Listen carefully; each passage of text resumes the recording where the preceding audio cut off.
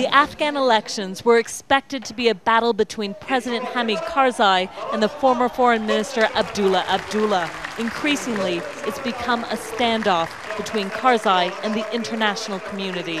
Back on election day, U.S. officials called the Afghan vote a success in the face of Taliban intimidation.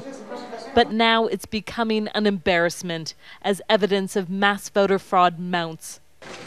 International monitors are calling for a recount and have already asked for nearly 30,000 votes to be examined, with many more expected. We went to see election officials counting the vote.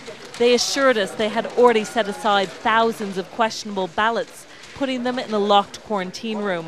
But when we looked inside, we found nothing. Empty. Yeah, nothing is here. How come it says quarantine boxes and there's but nothing still we don't here? have here. Did you ever have quarantine boxes in here? Yeah, but we submit them, I think, on the next building. We were taken to a warehouse full of ballot boxes, yet when pressed, officials admitted these weren't the quarantine boxes either. Then the story changed entirely. Suspect votes were not quarantined, we were told, but entered in a computer system. The Election Commission says a recount could take months, but in reality that's a veiled threat, because the longer they delay, the harder it will be to hold a second round of voting this fall.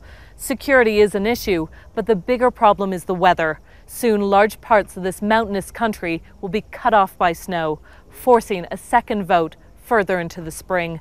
That would leave the country without a legitimate leader for nearly a year and jeopardize the U.S. mission here.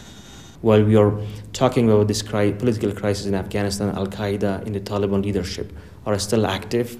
They are probably planning more terrorist attacks, not only in Afghanistan, but probably in the United States. This is not the battle President Obama wanted to fight in Afghanistan, and it could threaten the success of the new U.S. strategy here.